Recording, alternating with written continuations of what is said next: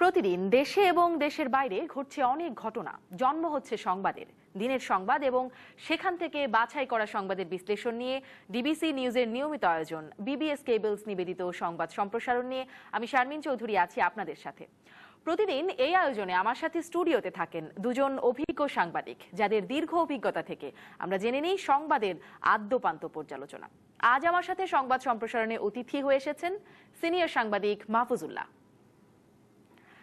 এবং ভোরের কাগজের সম্পাদক শ্যামল দত্ত। আপনাদের দুজনকেই স্বাগত জানাচ্ছি আজকের সংবাদ সম্প্রসারণে। যেই খবরটি নিয়ে প্রথমেই আলোচনা শুরু করতে চাই, আজকে যেটি দেখছিলাম ছাত্রলীগের সংঘর্ষে বিয়ানীবাজার সরকারি কলেজে গুলিবিদ্ধ হয়ে একজন নিহত হয়েছেন। মানে ছাত্রলীগের এরকম সংঘর্ষ এবং নিজেদের মধ্যে অভ্যন্তরীণ কোন্দল এর ফলে এরকম নিহত হওয়া বা নিজেদের বাইরেও সংঘর্ষের কারণে এরকম তালিকা অনেক বড় একটা তালিকা পাওয়া যাবে। এবং আমরা দেখেছি যে আওয়ামী লীগের সাধারণ সম্পাদক এবং ছাত্রলীগের সাবেক সভাপতি তিনিও বারবার তাদেরকে ঠিক হয়ে যেতে বলেছেন, তাদেরকে শপথ পাঠ করিয়েছেন। আর মাননীয় প্রধানমন্ত্রী তো 2009 সালে ছাত্রলীগের সাংগঠনিক নেত্রীর পদ থেকেই পদত্যাগ করেছিলেন, সরে এসেছিলেন বিরক্ত হয়ে। তারপরেও মানে এত উচ্চ পর্যায়ে যদি এই বিষয়টি অবগত থাকেন, তারা বিরক্ত হন, কিন্তু নিয়ন্ত্রণ কেন করা যায় না? শ্যামল দত্ত। নিয়ন্ত্রণ করা যায় না, তার কারণটা হচ্ছে যে নিয়ন্ত্রণ করার জন্য আমি কোনো উদ্যোগ দেখি না। কারণ আপনি দেখবেন এই ঘটনা হয়তো প্রাণহানির ঘটনা এটা প্রথম, বাট সংঘর্ষের ঘটনা প্রাণহানির ঘটনা প্রথম না, মানে সাম্প্রতিক সময়ে অনেকদিন পর, কিন্তু সংঘর্ষের ঘটনা প্রতিনিয়তই ঘটছে। আমি একটু তাহলে হিসেব দিই, গত 8 বছরে পত্রিকার হিসেবগুলো দেখছিলাম, 8 বছরে অভ্যন্তরীণ কোন্দলে 60 জন নিহত হয়েছেন, সেটা শুধু নিজেদের মধ্যে কোন্দলে না। আমি বলছি নিকট অতীতে খুব বেশি ঘটনা ঘটে নাই, বাট সংঘর্ষের ঘটনা প্রায় গত এক সপ্তাহে অনেকগুলো ঘটনা। আমি গতকালই যদি ধরি, জগন্নাথ বিশ্ববিদ্যালয়ে টেন্ডারবাজি নিয়ে ঘটনা, ছাত্রলীগের 2 গ্রুপ, আজকেও বিভিন্ন জায়গায়, পাবনা বিশ্ববিদ্যালয়, প্রযুক্তি বিজ্ঞান, আরো অন্যান্য জায়গায় এই ঘটনাগুলো ঘটছে। আর যে জায়গাটিতে বিয়ানীবাজারের যে জায়গাটিতে, এখানে ছাত্রলীগের নাকি 12 বছর ধরে কোনো কমিটি নাই। তো একটা জায়গায় যদি 12 বছর কমিটি না থাকে, তাহলে সেন্ট্রাল কমিটি কি করেছে, তাদের কি দায়িত্ব পালন করেছে? খোদ সেন্ট্রাল কমিটির সবাই গত এই 3 দিন আগে যখন 23 বঙ্গবন্ধু এভিনিউতে সভা হচ্ছিল, সেখানে নানা রকম সভাপতি, সাধারণ সম্পাদকের বিরুদ্ধে নানা অভিযোগ তুলে ব্যাপক হট্টগোল হয়েছে। তো এই যে ছাত্র রাজনীতি নিয়ে আমার সাথে বেশি ভালো বলতে পারবেন মাহফুজুল্লাহ ভাই, তারা দীর্ঘদিন ছাত্র রাজনীতির সঙ্গে যুক্ত ছিলেন। আমরা আছে মাঝে মাঝে, আমার অনেক সময় আমি বলিও যে আসলে ছাত্র রাজনীতির আদৌ দরকার আছে কিনা। ছাত্র সংগঠনগুলো যে পর্যায়ে পৌঁছে গেছে, যে পদ্ধতিতে চলে গেছে, যে ধরনের কর্মকাণ্ডে চলে গেছে, এই রাজনীতি আসলে কতখানি প্রয়োজন আছে, আমার মনে হয় রাজনৈতিক দলগুলো ভেবে দেখতে পারে। আমরা একটা সময় রাজনৈতিক দলের অঙ্গ সংগঠন নিয়ে নানা কথা বলেছি। আপনি বলছেন খোদ মাননীয় প্রধানমন্ত্রী কিন্তু তার সাংগঠনিক নেত্রী থেকে পদত্যাগ করেছেন, তিনি বলছেন আমার সাথে কোনো সংস্রব নেই। কিন্তু এটা বললেই তো হবে না। বাস্তবে আমরা দেখি যে তারা গিয়ে গণভবনে প্রধানমন্ত্রীর সঙ্গে সাক্ষাৎ করেন, প্রধানমন্ত্রীর সঙ্গে কথা বলেন এবং তাদেরকে বিভিন্ন দিক নির্দেশনা দেন। প্রশ্ন আসছে যে এই ছাত্র রাজনীতি আমাদের গৌরবোজ্জ্বল ইতিহাস আছে, এটা বাস্তবতা। বাংলাদেশের একটা সময় সকল রাজনৈতিক আন্দোলনের সূত্রপাত হয়েছে কিন্তু ছাত্র আন্দোলন দিয়ে। এমনকি আমাদের খোদ মুক্তিযুদ্ধ কিন্তু সেই ঐতিহাসিক ভূমিকা পালন করেছে ছাত্র সংগ্রাম পরিষদ। আজকে সেই ছাত্র রাজনীতির সেই চেহারা কোথায়? আমি অতীতের গৌরবকে আমি স্বীকার করছি, কিন্তু বর্তমানের যে কদর্য চেহারা ছাত্র রাজনীতির, এটিকেও আমাকে স্বীকার করতে হবে। আজকাল ছাত্র রাজনীতি মানে, যদি আপনার অভিজ্ঞতা থেকে আপনি বলেন, মানে এই অবস্থাটা আসলে কোন সময় থেকে শুরু হলো? এটা শুরু হয়েছে আমার মনে হয়, আমি যতটুকু জানি, যেমন ধরুন 90-এর দশকে, এমনকি স্বৈরাচারী এরশাদ বিরোধী আন্দোলনেও ছাত্রদের একটা গুরুত্বপূর্ণ ভূমিকা ছিল। তৎকালীন ছাত্র সংগ্রাম পরিষদ অত্যন্ত জোরালো ভূমিকা পালন করেছে। কিন্তু তার কিছুটা আগে থেকেই এরশাদ এবং জিয়াউর রহমানের সামরিক শাসনামলে ছাত্র রাজনীতিকে কলুষিত করার নানা রকমের প্রয়াস ছিল। সেটি আরও পরবর্তী সময়ে, বিশেষ করে 90-এর গণ আন্দোলনের পরে, এরশাদ সরকারের পতনের পরে, আমরা দেখেছি ছাত্ররা অনেক বেশি ঝুঁকে পড়ছে টেন্ডারবাজি, ব্যবসা, রাজনীতি ইত্যাদির দিকে। ছাত্রদের বিষয় নিয়ে আপনি দেখেন, ছাত্রদের বহু বিষয় আছে। এই যে খোদ পাঠ্যসূচি নিয়ে কত ঘটনা ঘটে গেল, আমরা একটা ছাত্র সংগঠনকে দেখলাম না এই বিষয়গুলো নিয়ে কথা বলতে। কেন আজকে রবীন্দ্রনাথ পড়ানো হবে না, কেন সত্যেন সেন পড়ানো যাবে না, কেন রণেশ দাশগুপ্ত পড়ানো হবে না, এইগুলো নিয়ে ছাত্রদের ভুলেই গেছি যে ছাত্র রাজনীতির উদ্দেশ্যটা কি। জনাব মাহফুজুল্লাহ, আপনি বলছিলেন উনি ভালো জানবেন, আমি জনাব মাহফুজুল্লাহ আপনার কাছ থেকে এটাই জানতে চাই প্রথমে, যে আসলেই ভুলে যাচ্ছে মনে হয় ছাত্র রাজনীতির উদ্দেশ্যটা কি? না, আমরা কিছুই ভুলি নাই। শ্যামল তো গৌরবের দিকটা বললেন, অন্ধকার দিকটা বলেন নাই। এটা বললাম, হচ্ছে একটু না, করে মানে অন্ধকারের যে দিকটা, এটা তিনটা কারণ আমার কাছে মনে হয়। এক নম্বর কারণটা হচ্ছে ছাত্র সংগঠনগুলোর সরকারের সঙ্গে সম্পৃক্ততা, এটা হচ্ছে এক কারণ। দ্বিতীয় কারণ হচ্ছে আপনার কোনো আদর্শের অনুপস্থিতি। আর তৃতীয় কারণ হচ্ছে ক্ষমতা। ক্ষমতা মানে হচ্ছে অর্থ, অর্থ মানে হচ্ছে প্রভাব। আপনি যদি আমাদের এই দেশের ছাত্র আন্দোলনের এই যে প্রগতিশীল বা অগ্রগামী ছাত্র আন্দোলনের কথা বললো, এর বিরুদ্ধে যারা ছিল, মানে সরকারি ছাত্র সংগঠন হিসাবে বিভিন্ন সময়, আজকে না, 1947 সালে যখন পাকিস্তান হয়েছে সেই থেকে শুরু করে বাংলাদেশ আন্দোলন পর্যন্ত দেখেন, এনএসএফ ছিল ছাত্র সংগঠন সরকারের। সেই এনএসএফ কিন্তু এইসব কাজকর্ম করেছে। একটা পার্থক্য ছিল, খুনাখুনিটা হয় নাই সেই সময়। এখন খুনাখুনি এসছে, কারণ এখন অস্ত্র সহজ, চ্যালেঞ্জ করা খুব সহজ, ছুরি মেরে দেওয়াও সহজ। তখন কিন্তু এনএসএফ ছুরি মারতো, এনএসএফ পিস্তল দেখাতো, কিন্তু পিস্তলটা মানে ব্যবহার করে নাই, পরে এসছে। আর অন্য যারা, তারা কিন্তু প্রত্যেকেই এক ধরনের আদর্শের মধ্য দিয়ে গেছে, ছাত্রলীগ বলেন, ছাত্র ইউনিয়ন বলেন। কাজেই ওই আদর্শবাদিতা ওই সময় কাছে অত্যন্ত গুরুত্বপূর্ণ ছিল। আপনি ভারতে দেখেন, ভারতে একই ঘটনা ঘটেছে। ভারতেও কিন্তু কংগ্রেসের সঙ্গে যে সমস্ত ছাত্র সংগঠন বা যেই ছাত্র সংগঠন জড়িত ছিল, তাদের সঙ্গে আপনার কমিউনিস্ট পার্টির সঙ্গে যে ছাত্র ফেডারেশন জড়িত, এই দুটোর মধ্যে কিন্তু একটা গুণগত পার্থক্য আছে। কারণ ক্ষমতায় গেলে আপনার লোভ, প্রতিপত্তি, অর্থ, এইসব জিনিস চলে আসে। এখন একজন ছাত্র, অর্থ এমন একটা জিনিস, এটা দিয়ে আপনি চকলেট দিয়ে একটা শিশুকে যেভাবে প্রলুব্ধ করতে পারেন, আপনি 15 টাকা দিয়ে একজন তরুণকে প্রলুব্ধ করতে পারবেন, 25 টাকা দিয়ে আরেকটু বেশি, আর এর পরে হলে আরও বেশি। না হলে যে শ্যামল যে কথা বলছিলেন যে 3 দিন আগে যে ছাত্রলীগের যে সভা হলো, কিন্তু আমি পত্রিকা রিপোর্টে বললাম, সেখানে সহকর্মীরা প্রশ্ন তুলেছেন ছাত্রলীগের সভাপতি সম্পর্কে, যে আপনি 55,000 টাকা বাড়ি ভাড়া কিভাবে দেন। আমি বিশ্বাস করেন, আমি নিজে আজ পর্যন্ত আমি এটা চিন্তা করতে পারি না যে একজন ছাত্র নেতা 55,000 টাকা বাড়ি, এই দেশে, এই ঢাকা শহরে বহু মানুষ 55,000 টাকা বাড়ি ভাড়া দেয় না। কিন্তু ধানমন্ডি, গুলশান, বনানী,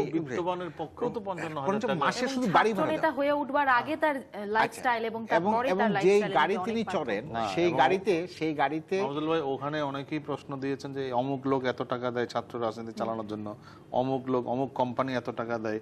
তারপরে যে ঢাকা বিশ্ববিদ্যালয়ের ভিতরে একটা রাসেল ভবন হচ্ছে, ওই ভবনের চাঁদাবাজি, নির্মাণ কাজের টাকা, এই সমস্ত প্রশ্ন উঠছে। এবং তারা যেই ধরনের আপনার গাড়ি চড়েন, সেই গাড়িতে দৈনিক পেট্রোল খরচই আপনি যে হিসেব করেন, কমপক্ষে 1,000 টাকার নিচে কোনোভাবেই না, আরও বেশি। কারণ ওইসব গাড়িতে লিটারে আপনার 3-4 কিলোমিটারের বেশি কোনোভাবেই যায় না, আমাদের সবারই অভিজ্ঞতা আছে। আর তারা যে ধরনের বিলাসবহুল জীবন যাপন করেন, যে ধরনের অভিজাত রেস্তোরাঁয় খাওয়া দাওয়া করেন, আমাদের সময় দেখেন, আমাদের সময়ে সর্বোচ্চ চাইনিজ খেতে যাওয়া মাসে একবার বা 2 মাসে একবার, এটা ছিল বিলাসিতার সর্বোচ্চ পর্যায়ে, এর বেশি না। আরেকটি নতুন ব্যবসা যোগ হয়েছে, সেটা হচ্ছে একটা পদের বিনিময়ে টাকা নেয়া। আপনি এই যে ছাত্রলীগের মেয়াদ আছে কিন্তু আর 2 মাস, আমি শুনলাম জুলাই মাসে তো শেষ হয়ে যাওয়ার কথা না, আরো হয়তো 1-1.5 মাস আছে। 145 জন নতুন সদস্যকে নিয়োগ দেওয়া হয়েছে এবং প্রতিজনের কাছ থেকে 4 থেকে 5 লক্ষ টাকা করে নেওয়া হচ্ছে। আপনি হিসাব করুন তো কত টাকা। আমরা অনেক চেষ্টা করেছিলাম ছাত্রলীগ নেতাদের সাথে যোগাযোগ করার জন্য, তারা কোনোভাবেই আমাদের সঙ্গে যোগাযোগ করে। আমি ওটার সঙ্গে যোগ করি শ্যামলের সঙ্গে। এই বাণিজ্যটা কিন্তু 2-3টে বড় রাজনৈতিক দলের মধ্যে এই বাণিজ্যটা প্রবেশ করেছে। যেহেতু এখন ছাত্রলীগ মানে আওয়ামী লীগ ক্ষমতায়, সেই জন্য ছাত্রলীগের পক্ষে এটা বেশি। আপনারা তো সময় ছাত্র ইউনিয়ন করেছেন দীর্ঘ সময়, না তখন কখনো পদ কিনেছেন?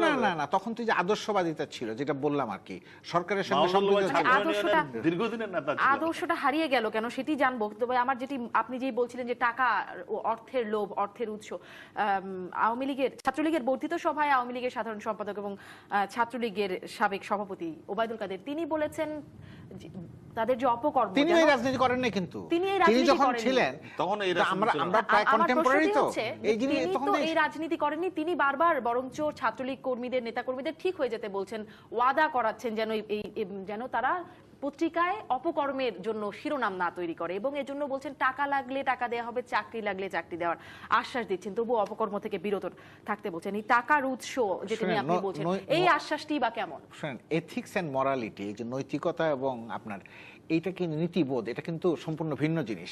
আপনি, আমি, শ্যামল, আমরা সবাই পড়ে আসছি সদা সত্য কথা বলিবে, পরের ধনে লোভ করিও না।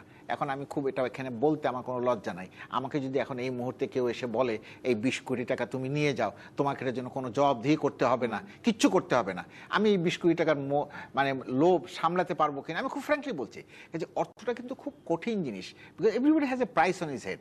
তো এই অর্থ ধরেন ওই বয়সে তার কাছে লাখ টাকা খুব গুরুত্বপূর্ণ, 2 লাখ টাকা, 5 লাখ টাকা, 7 লাখ টাকা সে জন্য খুব সহজে পেয়ে যাচ্ছে, এবং এটার জন্য যখন তাকে কষ্ট করতে হচ্ছে না।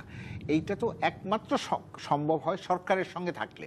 বিরোধী দলে থাকলে কিন্তু আমরা এতটা আপনি পাবেন না। কিন্তু সরকার যে নিয়ন্ত্রণের কথা বলে বা বিরক্ত হয়, আমি শ্যামল সরকার দত্ত, কাকে নিয়ন্ত্রণ করবে? মানে বারবার যে শুনি ছাত্রলীগের সাধারণ, মানে আওয়ামী লীগের সাধারণ সম্পাদক তিনি বলছেন সংগঠন ঠিক হয়ে ক্ষতি যাও, না, সংগঠন ক্ষতিগ্রস্ত হবে, ওটা করলে সংগঠন প্রধানমন্ত্রী ক্ষতিগ্রস্ত। বেরিয়ে আসছেন, তাহলে এই নিয়ন্ত্রণ করার চেষ্টা কেন সংগঠনটি নেই? কি কাজে লাগে আমাকে বলুন তো। আমার কিন্তু এটি প্রশ্ন ছিল, আসলে কি আমার জন্য? নিজেরও এখন একটা সময় ছিল প্রো পিপল পলিটিক্স করতে গিয়ে আপনার সংগঠন লাগবে। এখন তো আপনাকে প্রো পিপল পলিটিক্স করতে হয় না, এখন রাজনীতির প্যাটার্নটা চেঞ্জ হয়ে গেছে। এখন আপনি এই ছাত্র সংগঠন আপনার জন্য একটা বাড়ে, এদের যে বদনা, দেখেন মাননীয় প্রধানমন্ত্রী উনি কত রকম ভাবে দেশটাকে একটা ইতিবাচক ভাবমূর্তির ধারা নিয়ে যাওয়ার চেষ্টা করছেন, কিন্তু তার ছাত্র সংগঠন যদি এই ধরনের আজকে চাঁদাবাজি, মারামারি, খুনাখুনি এগুলো করে, তাহলে তাকে সেই বার্ডেনটা নিতে হচ্ছে। ছাত্রলীগের তো এই বার্ডেনটা নিতে হচ্ছে না, ছাত্রলীগ তো তাদের কাজকর্ম কর্মকাণ্ড করেই সারা, কিন্তু এই পুরো দায়ভারটা বা জনগণের সমস্ত অভিযোগগুলো তো আলটিমেটলি চলে যায় সরকারের যিনি শীর্ষে থাকেন তার উপরে, এবং সরকারের শীর্ষের যে রাজনৈতিক দল তাকেই কিন্তু এই পুরো দায়ভারটা নিতে হচ্ছে। ফলে এই ধরনের সংগঠনের সবসময় তাই হয়ে এসছে। কিন্তু যেমন ধরেন যে আমি পাকিস্তানের কথা বললাম, যে আইয়ুব খান, মোনায়েম খান ছিলেন পূর্ব পাকিস্তানের গভর্নর, আইয়ুব খান ছিলেন পাকিস্তানের প্রেসিডেন্ট। এনএসএফ যত দুষ্টামি করেছে, যত বদমাশি করেছে, সব দায়িত্ব কি আইয়ুব খানের পোষ্য বাহিনী, মোনায়েম খানের পোষ্য বাহিনী, ছাত্রদের মধ্যে এই পোষ্যর মধ্যে মানে দুর্বৃত্ত, এরা অন্য ছাত্রদের অত্যাচার করেছে।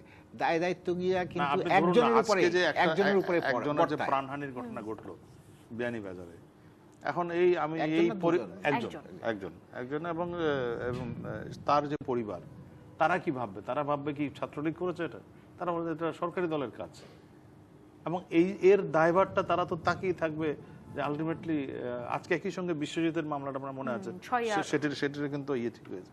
ফলে এই যে সংগঠনের যে বিষয়গুলো, এগুলো আলটিমেটলি দায় নিতে হবে কিন্তু দলের যিনি শীর্ষে আছেন তাকে। আপনি রায়ের কথা বলছেন, বিশ্বজিৎ হত্যা মামলার কথা বলছেন, এগুলোর ভিডিও ফুটেজ গণমাধ্যমে এসেছে, অনেক আলোচিত হয়েছে, এটার একটি বিচার দেখা যাচ্ছে, কিন্তু আসলে ছাত্রলীগের যে অপকর্মের যে দীর্ঘ তালিকার কথা আমি বলছিলাম, বিচারের বিষয়ে এটির বিষয়ে কি বলবেন, যে কতটা বিচারের আওতায় আসে? না, বিচারের আওতাতে আসে না। বিশ্বজিতের ঘটনাটি আসছে কারণ এটা একটা সেন্সেশনাল ইয়ে তৈরি করেছিল, এবং টেলিভিশনে যেভাবে তাকে কোপানোর দৃশ্যগুলো ইয়ে হয়েছিল, এবং সেই কারণেই হয়তো আসছে। কিন্তু কয়টা আসবে? আপনি কদিন পরে আপনারাই তো ভুলে যাবেন বিয়ানীবাজারে কোথাকার এক ছাত্রলীগ নেতা হত্যা হয়েছে, কেউ ভুলে যাবে, এটা নিয়ে কেউ কোনো মাথা ব্যথা এবং এরকম। এই যে ধরুন আজকে পাবনা যে কলেজে যে ঘটনা ঘটলো, কিংবা গতকাল আমি দেখিও নাই, একটা পত্রিকায় নিউজ হয়েছে এটুকুই, যে একটা গ্রুপ আরেকটা গ্রুপকে কুপিয়েছে, খালি টেন্ডার দিতে এসছে। কিসের টেন্ডার? জগন্নাথ বিশ্ববিদ্যালয়ের আপনার যে ক্যালেন্ডার ছাপা হবে, আপনার যে পোস্টার লিফলেট ছাপা হবে, এইসবের টেন্ডারে ছাত্রলীগের 2 গ্রুপ। আপনি, আমার কথা হচ্ছে যে এগুলো এখন এগুলো যদি ছাত্রলীগের নেতারা হয়তো খুবই মনক্ষুণ্ণ হয়, আমরা যখন এই সমালোচনাগুলো করি, তারা বলেন যে আপনারা এইভাবে সমালোচনা করেন, বিষয়গুলো আমাদের নিয়ন্ত্রণের বাইরে, তারা বলেন নিয়ন্ত্রণের বাইরে। যেমন খুবই সহজ একটি জবাব দেবে যে 12 বছর ধরে কোনো সংগঠন নাই বিয়ানীবাজারে। সংগঠন 12 বছর কেন থাকবে না? যদি আপনি সংগঠন করে থাকেন, সংগঠনের নেতৃত্ব কি এই দায়ভার এড়াতে পারবে? এবং আপনি খেয়াল করেছেন যে টেলিভিশনের পর্দায় যখন সেক্রেটারি বলছিল যে আমরা এর কোনো দায়ভার নিব না, আপনি দায়ভার নেবেন না, ঠিক আছে, কিন্তু আপনার কমিটি না থাকলে শ্যামল খুন করে ফেলতে হবে একজনকে, এটা তো এক গ্রুপ আরেক গ্রুপের মধ্যে মারামারি। তো এই গ্রুপিং মারামারি আজকে দেখেন প্রত্যেকটা জায়গায়। আপনি পাবনার ঘটনাটি দেখেন, সভাপতির এক গ্রুপ, সাধারণ সম্পাদক এক গ্রুপ। এটা বাংলাদেশের 99% এলাকার চেহারাটা একই রকম। সভাপতি এক গ্রুপ, সাধারণ সম্পাদক। এই গ্রুপিংটা কেন? না, এই গ্রুপিংটা কেন? এই গ্রুপিংটা কিন্তু ওই যে চাঁদাবাজি, সুবিধা, এই যে কোথাও এগুলোর কারণে, অন্য কোনো কারণ না। সংগঠনের আদর্শগত দিক নিয়ে যে 2 গ্রুপের মতবিরোধ, তা কিন্তু না।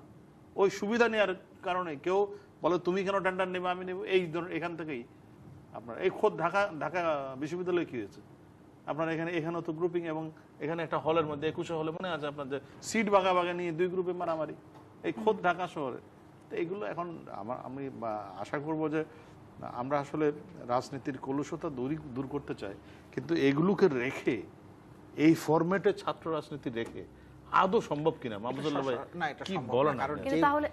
কারণ যে পরিমাণ ওই যে বলে না, এটা ওই চিকনগুনিয়ার মতো নাকি এমন ভাবে অনুপ্রবেশ করে এই ভাইরাসটা যে আপনি বুঝতে পারবেন না, কিন্তু যখন এটার বহিঃপ্রকাশ ঘটে তখন আপনি বুঝতে পারেন যে আসলে ক্ষতিটা কি হয়েছে। এখানে আমাদের ছাত্র রাজনীতির যে প্যাটার্ন, এই প্যাটার্নটা চেঞ্জ করতে হবে, এবং বিশেষ করে যারা ক্ষমতায় যান তারা যদি আগে উদ্যোগ গ্রহণ করেন তখন অন্যেরা সেটাকে অনুসরণ করতে বাধ্য মানে হবে। কি ধরনের উদ্যোগ গ্রহণ করা যায়? না, সেটা হচ্ছে যে 1 নম্বর হচ্ছে পরিষ্কারভাবে বলে দিতে হবে nothing to do with the government. ছাত্র মানে রাজনৈতিক দলের ছাত্র সংগঠন বা অঙ্গ সংগঠন তারা ছাত্রদের বিষয় নিয়ে, ছাত্রদের বিষয়ে বাইরে কোনো কথা তারা বলতে পারবে না, কারণ তারা ওখানে ট্রেনিংটা নেবে, ওইখানে প্র্যাকটিস করবে, করে তারপর যদি তাকে রাজনীতিতে আসতে হয় সে লেখাপড়া শেষ করে সে রাজনীতিতে যোগ দেবে, কোনো অসুবিধা নেই, তার যে দল পছন্দ হয়। এইটা ছাড়া আপনি এখান থেকে কোনো রকম ভাবে উদ্ধার পাবেন না। তবে এইটা খুব কষ্টকর ব্যাপার, এটা এখানে আমরা বলছি তো, বেরোলে রাজনৈতিক দলরা বলবে যে ও ইয়ার কি পাচ্ছেন আমাদের সঙ্গে ইয়ার কি করতেছেন আপনি, বলে খুব বড় বড় কথা, এটা বাস্তবায়ন করা খুব কঠিন ব্যাপার, খুব কঠিন ব্যাপার। এইটা ওই যে বললাম তো খুবই কঠোর, কারণ ওই যে আপনি বললেন না যে মামলা হবে কিনা, মোকদ্দমা হবে। আমি শ্যামলকে মেরে ফেলেছি টাকার জন্য, আমার কাছে টাকা আছে, মামলা হলো, আমি অভিযোগ আছে, আমি যারা এইসব তদন্ত করবে আমি তাদের পেছনে অর্থ খরচ করব, অর্থ খরচ করলে তো পুরো বিষয়। আর এই সমস্ত ইয়ের মধ্যে কি সাক্ষীও খুঁজে পাওয়া যায় না, এটা হলো আরেকটা সমস্যা। এটা তো এই সমস্যা আমাদের এখানে চলে, প্রত্যক্ষদর্শী যারা তারাও সাক্ষী দেবে না, তারাও সাক্ষী দেবে, এই যে গ্রুপিং এর কারণে আবার আমি মার খেয়ে যেতে পারি, এইটা একটা মানে ইয়ে থাকে, সমস্যা থাকে। বাংলাদেশে রাজনৈতিক খুনাখুনির কোনো বিচার হয়েছে এরকম রেকর্ড নাই। রাজনৈতিক খুনাখুনি যেগুলো হয়েছে, ছাত্র সংঘাত, আপনার নিশ্চয়ই মনে আছে, মাহমুদুল্লাহ ভাই তারও বেশি মনে আছে, এই খোদ ঢাকা শহরে আজ থেকে কয়েক বছর আগে 2টো হলের মধ্যে গোলাগুলি হচ্ছে, পুলিশ মাইকে ঘোষণা দিচ্ছে ভাই আপনারা একটু উপর দিকে গোলাগুলি করেন, কারণ স্কুল ছুটি হয়েছে, বাচ্চারা যাতে নিচের দিকে চলে যেতে পারে। এই পরিস্থিতি কয়দিন আগের, বেশি দিন আগের না। এটাই আমাদের ছাত্র রাজনীতির চেহারা। আমরা পুলিশ অনুরোধ করছে যে আপনারা একটু উপর দিকে গোলাগুলি করেন, নিচে যাতে বাচ্চারা চলে যেতে পারে। মানে গোলাগুলি করবেন না এতটুকু বলবারও সুযোগ নেই পুলিশের হাতে। আমরা একটা বিরতি নিচ্ছি, এই ঘটনা কারণ ছাত্ররা নিজেরা যদি নিজেদেরকে, আমরা একটা বিরতি নিচ্ছি, আমাদের আসলে এখানে নিজেরা যদি নিজেদেরকে সংশোধন না করে, বাইরে থেকে এটাকে সংশোধন করা অসম্ভব বিষয়, অসম্ভব বিষয় এটাকে সংশোধন। এর সঙ্গে আরো অন্যান্য অবশ্য সামাজিক অর্থনৈতিক কারণও আছে, আরো অনেক কারণ। একটা বিরতিতে যাচ্ছি, বিরতির পরে আরো কিছু খবর নিয়ে কথা বলতে চাইবো। দর্শক থাকুন সাথেই, ফিরছি একটু পরেই। বিরতির পর সবাইকে আবারও স্বাগত জানাচ্ছি সংবাদ সম্প্রসারণ অনুষ্ঠানে। আমরা এ পর্যায়ে একটু কথা বলতে চাই, গতকাল রোড ম্যাপ ঘোষণা করেছে একাদশ সংসদ নির্বাচনের, এবং আজকের খবর আমরা দেখছিলাম যে 25 জুলাই থেকে ভোটার তালিকা হালনাগাদ শুরু হবে। আর রোড ম্যাপ নিয়ে গতকালও আমরা কিছু প্রতিক্রিয়া শুনেছি, বাণিজ্যমন্ত্রী কথা বলেছেন, বিএনপি মহাসচিব মির্জা ফখরুল ইসলাম আলমগীর কথা বলেছেন, আজকেও আমরা এই প্রতিক্রিয়াটা শুনতে পাচ্ছি। এটা নিয়ে একটু ছোট করে আপনাদের মন্তব্য জানবো, কারণ এটা নিয়ে হয়তো কথা বলতেই থাকবো। শ্যামল দত্ত একটু যদি বলতেন যে যেটি আমরা আজকে মন্তব্য শুনলাম। রোড ম্যাপটিকে স্বাগত জানাই, এবং আমি মনে করি এটা একটা কর্ম পরিকল্পনা মাত্র। রোড ম্যাপ বলে না যায়, এটা নিয়ে মির্জা ফখরুল ব্যঙ্গ করছেন, রোডই নেই আবার ম্যাপ কি, আবার ম্যাপই নেই আবার রোড কি, ইত্যাদি নানা রকম কথাবার্তা। কিন্তু এটা তো আসলে নির্বাচন কমিশনের কিছু কাজের পরিকল্পনা। তার মধ্যে কাজগুলো কি, ভোটার তালিকা করা বা সীমানা পুনর্নির্ধারণ করা, কোন সময় কোনটা করা হবে, এগুলোর একটা পরিকল্পনা মাত্র তারা পেশ করলো, এবং সেগুলো নিয়ে তারা পলিটিক্যাল পার্টি, বিভিন্ন সামাজিক রাজনৈতিক সংগঠন তাদের সঙ্গে মত বিনিময় করবে। এটাই হচ্ছে একটা রোড ম্যাপ। এখন আমি আজকে মির্জা ফখরুলের বক্তব্যটি খেয়াল করলাম, তিনি বলছেন যে আপনার লেভেল প্লেইং ফিল্ড না করে, লেভেল প্লেইং ফিল্ড করার দায়িত্ব তো নির্বাচন কমিশনের না। লেভেল প্লেইং ফিল্ড করা নির্বাচন কমিশনের তখনই দায়িত্ব যখন তারা তফসিল ঘোষণা করবে, তখন থেকে তাদের পুরো কাজটা তাদের নিয়ন্ত্রণে। তার আগে পর্যন্ত তারা কিন্তু অনেক নির্বাচনকালীন সহায়ক সরকার হবে না কি সরকার হবে সেটা তো নির্ধারণ করা হবে না। এখানে আমার মনে হয় যে এই যে আমি মির্জা ফখরুল আলমগীরের যে বক্তব্যটি, তারা কিন্তু এই বিষয়গুলো নিয়ে একটা নির্বাচন কমিশনের একটা প্রতিনিধি দল পাঠাতে পারে, যে তাদের এক্সপেকটেশনটা কি, বা তাদের পরিকল্পনাটা এবং কি তারা বা তো তারা কি চায় নির্বাচন কমিশন তো রাজনৈতিক দলগুলোর সাথে আলোচনা আলোচনা করবে বলে রোডম্যাপে করার পরও ধরুন রোডম্যাপটা ঘোষণা করার পরে তারা যে মিডিয়ার প্রতিক্রিয়াটা দিচ্ছেন এটা দিক ঠিক আছে, এটা সমস্যা নেই, কিন্তু এই বিষয়গুলো নিয়ে তারা দেখেন সেন্ডে তারা তো এর আগেও প্রতিনিধি দল পাঠিয়েছে নির্বাচন কমিশনে, তারা এই বিষয়গুলো নিয়ে বলতে পারে যে ভাই এই বিষয়গুলো এটা না এটা হবে, ডিলিমিটেশনটা এইভাবে না এইভাবে হবে, ভোটার তালিকাটা এইভাবে না এইভাবে হবে, বা অন্যান্য যে কাজগুলোর কথা আপনারা বলছেন এইভাবে না এইভাবে হবে। এখানে তো এই বিষয়গুলো আছে। এখন রাজনৈতিক সমঝোতার দায়িত্ব নির্বাচন কমিশনের পক্ষে সম্ভব না এটা। হ্যাঁ, একটা পলিটিক্যাল সমঝোতা লাগবে, তার মধ্যে বড় সমঝোতাটাই হচ্ছে আপনাদের নির্বাচনকালে সহায়ক সরকার, সেটা তো এখনো রূপরেখায় এখনো আসে নাই বিএনপির পক্ষ থেকে। আসবে, আমরা তখন দেখব আওয়ামী লীগ বা সরকারি দল তারা কিভাবে এটাকে রিয়েক্ট করে, তারপরে এখানে নির্বাচন কমিশনের তখন একটা ভূমিকা থাকবে। কিন্তু তার আগে পর্যন্ত এই বিষয়গুলো নিয়ে একটা ধরেন এই কাজগুলো করতে তো 1 থেকে 1.5 বছর সময় লাগবে। এখন হিসাব অনুযায়ী যে নির্বাচন কমিশন কালকে যে রোডম্যাপ দিয়েছে তারা বলছে 28শে জানুয়ারির মধ্যেই নির্বাচনটি হতে হবে অ্যাকর্ডিং টু কনস্টিটিউশন। তো তারা সেটাকে সামনে একটা গোল সেট করে পাশাপাশি কতগুলো টাইমলাইন ফিক্স করেছে। তো সেটা নিয়ে বিএনপি সরাসরি নির্বাচন কমিশনে একটা প্রতিনিধি দল পাঠিয়ে আলাপ করতে পারে। কিন্তু জনাব মাহফুজুল্লাহ, যেটি মির্জা ফখরুল ইসলাম আলমগীর বলছেন, বিরোধী দলগুলো যাতে নির্বাচনে অংশগ্রহণ করতে না পারে বা দলগুলোকে বাইরে রাখবার জন্য এই রোডম্যাপ ঘোষণা, আসলে নির্বাচন কমিশন এটি কি করে করতে পারে? শ্যামল যেভাবে ব্যাখ্যা করেছেন আমি ওর সঙ্গে পুরোপুরি একমত না। কেন বলি, এই নির্বাচন কমিশন যখন গঠিত হয় তখন বিভিন্ন রকমের প্রশ্ন হয়েছে, আলোচনা হয়েছে, এবং তারপরে আমরা লক্ষ্য করেছি যে মোটামুটি নির্বাচন কমিশন গঠিত হয়ে যাওয়ার পরে সবাই একটা মোটা দাগে বললে সবাই এটাকে গ্রহণ করে নিয়েছেন। কিন্তু অতি সাম্প্রতিক সময়ে নির্বাচন কমিশনের কয়েকটা কাজ দেখে নাগরিক হিসাবে কিন্তু আমি উদ্বিগ্ন বোধ করছি। 1 নম্বর হচ্ছে, তারা প্রথম বললেন যে ইভিএম হবে না আগামী নির্বাচনে। গতকালকে রোড ম্যাপের সময় কিন্তু তারা আবার বলেছেন ইভিএম এর কথা সামনে নিয়ে আসছেন। এই যে কথা যে রোড ম্যাপে ইভিএমটা নেই, রোড ম্যাপ যখন ঘোষণা করেন তখন এই কথাটা নিয়ে আসছেন সামনে। চিফ ইলেকশন কমিশন বলছে ইভিএমটা আমরা পুরোপুরি বাদ দেইনি, এটি পলিটিক্যাল পার্টিগুলোর সঙ্গে আলোচনা করব। হ্যাঁ, কিন্তু এর আগে বলা হয়েছিল, কয়েকদিন আগে বলা হয়েছিল যে ইভিএম আগামী নির্বাচনে হবে না। 1 2 নম্বর হচ্ছে, আপনার কাগজে দেখলাম, আমি পত্রিকা দেখে বলছি যে আপনার নির্বাচন কমিশনের বেশ কিছু লোকের বদলি হয়েছে, অন্যত্র পদায়ন হয়েছে। এই ব্যাপারে একজন নির্বাচন কমিশনার উষ্মা বা ক্ষোভ প্রকাশ করেছেন, কারণ এই বিষয়টি তার দায়িত্বে ছিল। পরে নির্বাচন কমিশনের সচিব ব্যাখ্যা করেছেন এটা ভুল বুঝাবুঝির অবকাশ হয়েছে। এটা ভুল বুঝাবুঝি বলে আমি মনে করি না, এটা ইচ্ছাকৃতভাবে অতি আগে থেকে করে রাখা হচ্ছে যাতে নির্বাচনী ফলাফলটাকে ম্যানিপুলেট করা যায়। 3 নম্বর হচ্ছে, আরেকটা খুব সেন্সিটিভ মন্তব্য করেছেন প্রধান নির্বাচন কমিশনার কালকে, আজকে যা পত্রিকা আমি পড়েছি তার ভিত্তিতে বলছি, যে বর্তমান সরকারের সময়ই সুষ্ঠু নির্বাচন সম্ভব। তার মানে কি? তার মানে তিনি ধরে নিচ্ছেন যে এইটা সম্পর্কে তারা এই মুহূর্তে মন্তব্য করবার কোনো প্রয়োজন নাই। সাংবাদিকের একটি প্রশ্নের জবাবে তিনি যার জবাবই দেন আপনি, সাংবাদিকের প্রশ্নের জবাবে প্রভাবমুক্ত থেকে করা যাবে কিনা সাংবাদিকের এমন প্রশ্নের জবাবে তিনি সাংবাদিক তো প্রশ্ন করবেই, সাংবাদিক আপনাকে ঠেলে বহু জায়গায় নিয়ে যাবে। সাংবাদিক এরকম একটি প্রশ্ন করলে কি উত্তর দেওয়া যাবে? না, সাংবাদিকের কাজই সেটা, সেটা কি উত্তর দেওয়া যায়? সেটা যদি আমি ওনার জায়গায় হতাম তাহলে আপনি আমার উত্তরটা পেতেন। এটা এখন স্ক্রিনে দিয়ে তো লাভ নেই, কারণ আমার এই উত্তরের তো আসলে কোনো দাম হবে না। তো মানে কোন উত্তরটা হলে আপনার জন্য মনে হতো বা সন্তোষজনক মনে হতো? এই প্রশ্ন অনেকগুলো আমাদের মিডিয়াতে জার্নালিজম যখন পড়ানো হয় তখন অনেক বিষয়ে জবাব কি দেবেন আপনি প্রেস কনফারেন্সের মধ্যে, সেগুলো অনেক কিছু শেখানো হয়। No comment, you will see in future, আচ্ছা ঠিক আছে এই বিষয়ে তো অনেকের সঙ্গে আলোচনা করতে হবে, তারপর দেখতে হবে, বিভিন্ন জন নানান রকমের ভাবে আপনি এটা করে যেটা হচ্ছে, এইটা উনি এক ধরনের একটা অবস্থানের কথা জানিয়ে দিয়েছেন। হতে পারে তার এটা মনোজগতের অবস্থান, হতে পারে এটা নির্বাচন কমিশন অবস্থান, কিন্তু এর ফলে যেটা হয়েছে সেটা হচ্ছে যে মানুষের মনের মধ্যে কিন্তু একটা খটকা নতুন করে আবার তৈরি হলো।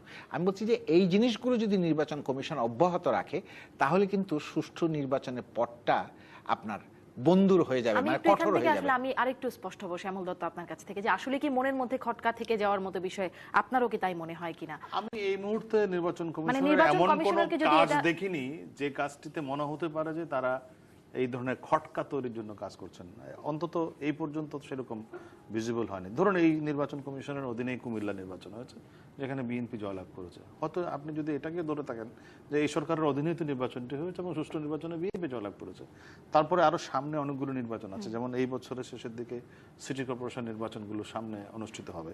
ফলে এখন আপনাকে তো এই সরকারের অধীনেই নির্বাচন, অনেকগুলো নির্বাচন হয়েছে। হ্যাঁ, এটা ঠিক যে হ্যাঁ এই সরকারের অধীনে হবে না কি হবে এই জায়গাটি তো এখনো মানে আনরিজলভ রয়ে গেছে। সেটি মাহফুজুল্লাহ যেভাবে ব্যাখ্যা করছেন আর মির্জা ফখরুলের ব্যাখ্যার মধ্যে তফাৎ আছে। মির্জা ফখরুল বলছেন যে বিরোধী দলকে বাইরে রাখতেই এই রোড ম্যাপ ঘোষণা করা হয়েছে। আমি ঠিক এটার সাথে মিলাতে পারছি না দুটোর মধ্যে, যে এই এই যে ভোটার তালিকা করা, ডিলিমিটেশন করা, আপনার এই আপনার রোড ম্যাপ আলোচনা শুরু করা, এর মধ্যে দিয়ে বিরোধী দলকে বাইরে রাখার প্রক্রিয়াটা কি? আমি এটার সাথে এটার করতে পারছি না। আমি ওই জন্য বলছিলাম যে তারা তাদের যে ডিমান্ড, নির্বাচন কমিশনের কাছে প্রত্যাশা, দেখেন সেন্ড ইট টু সরাসরি, যেটা মাহফুজুল্লাহ ভাই বলেছেন যে এই নির্বাচন কমিশনের মোটামুটি একটা মেনে নিয়েছেন সবাই যে এটার অধীনেই আগামীতে নির্বাচন হবে। এটা বাস্তবতা। এই নির্বাচন কমিশনকে তো আর বদলিয়ে ওইরকম কোনো, আমি বিএনপির পক্ষ থেকে সেরকম কোনো দাবি দেখি না যে না এই নির্বাচন কমিশনকে পাল্টাতে হবে, এরকম কোনো ব্যাপার না।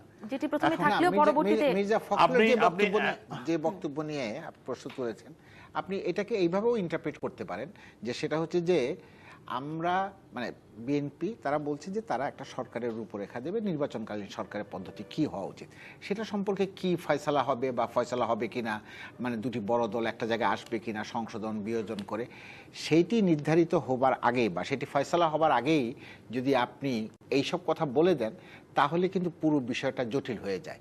ওইটা অনেক বেশি গুরুত্বপূর্ণ, নির্বাচনকালীন সরকার কি হবে, কোন ধরনের কাঠামোর হবে, সেটা বর্তমান প্রধানমন্ত্রীর অধীনে হবে না অন্য কোনো ব্যবস্থায় হবে, কি হবে, এগুলো এখন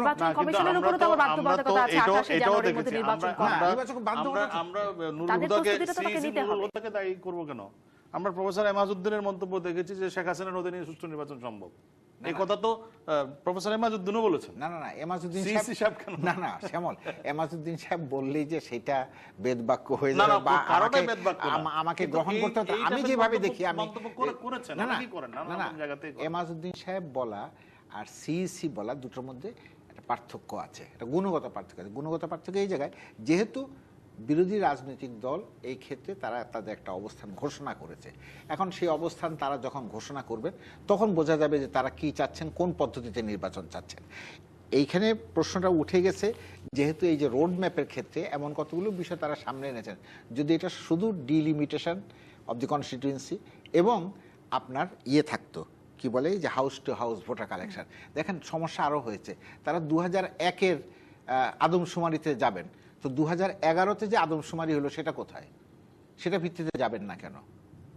সমস্যাটা কি আমি সেটা বুঝ, কারণ তারও কিন্তু ফলাফল প্রকাশিত হয়েছে সরকারিভাবে প্রকাশিত হয়েছে। এই বিষয়গুলো নিয়ে BNP can have a dialogue with the election commission. আপনি যেটি বলছিলেন একটু আগে শ্যামল দত্ত যে এখনো কোন পদ্ধতিতে নির্বাচনটি হবে, সরকার পদ্ধতি কি থাকবে, এটি এখনো আনরিজলভড। কিন্তু এখানে আসলে কেন আনরিজলভড, মানে গতবারও তো এটি নিয়েই ঝামেলাটি ছিল এবং তার মধ্যেই এই আনরিজলভ এই কারণে, কারণ বিএনপি তো বলছে তারা একটা ফর্মুলা দিবে, নির্বাচনকালীন সহায়ক সরকার একটা ফর্মুলা, সেটা তো এখনো পাইনি আমরা, এবং সেটা কখন পাবো সেটাও জানি না। এখন আমরা জানি যে এটা লন্ডন থেকে আসার পরে দেবেন, অনেকেই বলছেন তিনি আগামী কোরবানির ঈদের আগে আসবেন না, ফলে চিকিৎসকের উপরে কতদিন পরে সেটি নিশ্চিত 2-2.5 মাসের পরে আসে এটা মাঠে বা টেবিলের উপরে থাকবে। তার আগে তো এটা নিয়ে সলভ করার কোনো উপায় নাই, কারণ বিএনপি নিজেই বলছে তারা একটা সহায়ক সরকারের একটা রূপরেখা তারা দিবে, দেওয়ার পরে তারপর আমরা জানতে পারবো সরকারের রিঅ্যাকশন বা সিভিল সোসাইটি নানা সংগঠন এটা নিয়ে আলাপ আলোচনা করবে, তারপর না রিজলভ বেরোচ্ছে। ওই জন্য আমি বলছি এটা আনরিজলভ এখন আপাতত। যেমন ধরেন একটা বিষয় উনি তুলেছেন যে 2001 কেন 11 নয় কেন, এই বিষয়গুলো নিয়ে তো পয়েন্ট বাই পয়েন্ট ধরে BNP can have a dialogue with the election commission. এবং আরেকটা এখানে একটা মৌলিক প্রশ্ন আছে, তো মৌলিক প্রশ্ন একটা জিনিস আমাদেরকে স্বীকার করতে হবে, সেটা হচ্ছে যে বাংলাদেশে রাজনীতিতে এখন একটা বড় সমস্যা বা মতভেদ মতান্তর যাই বলুন সেটা হচ্ছে নির্বাচন কেন্দ্রিক। একটা সুষ্ঠু নির্বাচন যদি আমরা করতে না পারি, গ্রহণযোগ্য নির্বাচন যদি করতে না পারি, তাহলে এই রাজনৈতিক সংকটটা থেকে যাবে। সেটা ক্ষমতাসীন দলও বলেছেন তারাও সুষ্ঠু নির্বাচন চান, বিরোধী দল তো বলছে, দাবি করছে, কাজেই সেই ফয়সালাটা অনেক বেশি জরুরি এইটার চেয়ে। এইটা চলবে। আপনি ডোর টু ডোর আপনি করেন, আপনি ভোটার লিস্ট ঠিক করেন, কোনো অসুবিধা নাই। কারণ কালকেই শুনলাম যে অভিযোগ উঠেছে যে 7 লক্ষ নাকি মৃত আছে, মৃত লোকের নাম আছে ভোটার লিস্টে। তো ভোটার লিস্টে মৃত লোকের নাম থাকা তো কথা না, কারণ এখন আপনি ন্যাশনাল আইডি করেছেন, ন্যাশনাল আইডির নাম্বার আছে, সমস্ত কিছু আছে। না, এটা কিন্তু কারেকশন করো। যেমন এই যে আজকে সচিব বলছিলেন যে মৃত লোককে বাদ দেওয়ার জন্য এত টাকা দেওয়া হবে, কত টাকা বা করে দেওয়া নতুন হবে। ভোটার দেওয়ার জন্য এত টাকা, তারা বলেছেন যে বাদ দিতে হবে। ডোর টু ডোর গিয়ে তারা যাবেন। এই কাজগুলি হচ্ছে অনেক না, হ্যাঁ শেষ করে দিচ্ছি। এই কাজগুলি হচ্ছে জরুরি। আর ওই যে সুযোগ সুবিধার যে বিষয়টা, সেইটা তো নির্বাচন কমিশনকে বলতে হবে যে তারা কিভাবে সকল রাজনৈতিক দলের জন্য আপনার সমান সুযোগ নিশ্চিত করবেন। ওই লেভেল প্লেইং ফিল্ডের প্রশ্নটা সেটিও নিশ্চয়ই রাজনৈতিক দলগুলোর সাথে আলোচনার মাধ্যমেই ঠিক হবে যে তারা কে কি চায়। সেটিও তো সেটি রোডম্যাপের মধ্যে সেটিও নিশ্চিত করে দেওয়া আছে। একদিকে তো ব্লক করে দিয়েছেন যে এই সরকারের অধীনে আপনার হবে, সুষ্ঠু নির্বাচন হবে, তাহলে তার আপনার রোড ব্লক মানে ইয়ার কোনো প্রয়োজন নাই, লেভেল প্লেইং ফিল্ডের প্রয়োজন নাই। এটা নিয়ে নিশ্চয়ই আমরা কথা বলতেই থাকবো, সামনে আরো এটি নিয়ে অনেক ঘটনা ঘটবে, নিশ্চয়ই কথা বলতেই থাকবে এটা নিয়ে। আমাদের সময় শেষ হয়ে গেছে। আমাদের আরো আরেকটি খবর নিয়ে বিশেষ করে কথা বলতে চাইছিলাম, যেটির জন্য আমাদের একদমই সময় নেই। মানব দেহের অঙ্গ প্রত্যঙ্গ সংযোজন আইনের খসড়া আজকে চূড়ান্ত করেছে। আমি এটাকে আমার হাতে একদমই সময় নেই। আমি 1 মিনিটের এটা আমি সমর্থন করি, কারণ এটার জন্য কিন্তু বহু মানুষ কষ্টের ভোগান্তির শিকার হয়। এটার জন্য দুর্নীতি চালু হয়, বেআইনি ভাবে অঙ্গ প্রত্যঙ্গ সংগ্রহ করা হয়।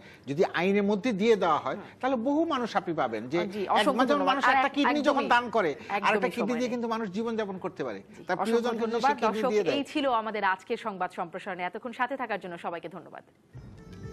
আরো অন্যান্য জায়গায় এই ঘটনাগুলি ঘটছে। আর যে জায়গাটিতে বিয়ানীবাজারের যে জায়গাটিতে, এখানে ছাত্রলীগের নাকি 12 বছর ধরে কোনো কমিটি নেই। তো একটা জায়গায় যদি 12 বছর কমিটি না থাকে, তাহলে সেন্ট্রাল কমিটি কি করেছে, তাদের কি দায়িত্ব পালন করেছে? খোদ সেন্ট্রাল কমিটির সবাই গত এই 3 দিন আগে যখন 23 বঙ্গবন্ধু এভিনিউতে সভা হচ্ছিল, সেখানে নানা রকম সভাপতি সাধারণ সম্পাদকের বিরুদ্ধে নানা অভিযোগ তুলে ব্যাপক হট্টগোল হয়েছে।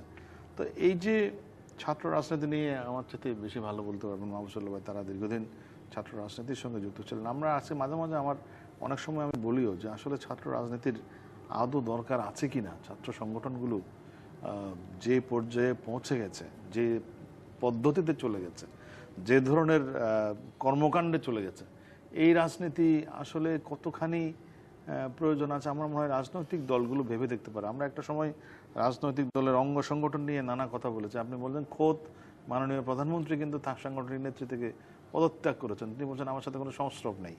কিন্তু এটা বললেই তো হবে না। বাস্তবে আমরা দেখি যে তারা গিয়ে গণভবনে প্রধানমন্ত্রীর সঙ্গে সাক্ষাৎ করেন, প্রধানমন্ত্রীর সঙ্গে কথা বলেন এবং তাদেরকে বিভিন্ন দিক নির্দেশনা দেন।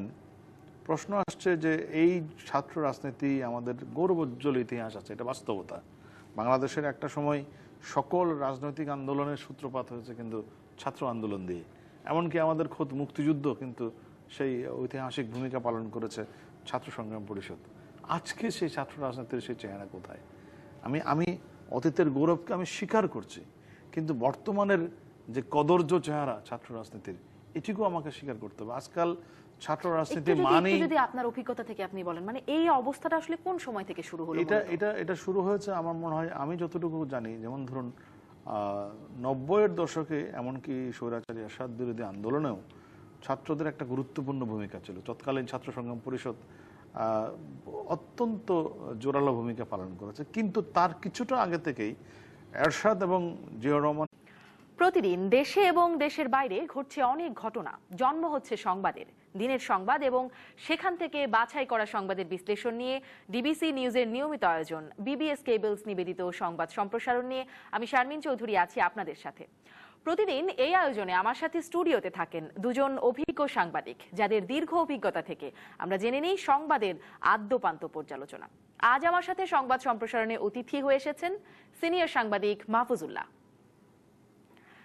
এবং ভোরের কাগজের সম্পাদক শ্যামল দত্ত।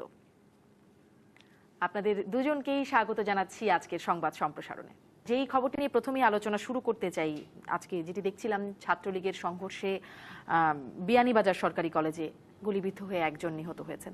মানে ছাত্রলীগের এরকম সংঘর্ষ এবং নিজেদের মধ্যে অভ্যন্তরীণ কোন্দল এর ফলে এরকম নিহত হওয়া বা নিজেদের বাইরেও সংঘর্ষের কারণে এরকম তালিকা অনেক বড় একটা তালিকা পাওয়া যাবে।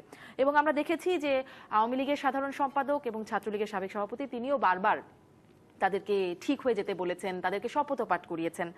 আর মাননীয় প্রধানমন্ত্রী তো 2009 সালে ছাত্রলীগের সাংগঠনিক নেত্রীর পদ থেকেই পদত্যাগ করেছিলেন, সরে এসেছিলেন বিরক্ত হয়ে। তারপরেও মানে এত উচ্চ পর্যায়ে যদি এই বিষয়টি অবগত থাকেন, তারা বিরক্ত হন, কিন্তু নিয়ন্ত্রণ কেন করা যায় না? শ্যামল দত্ত।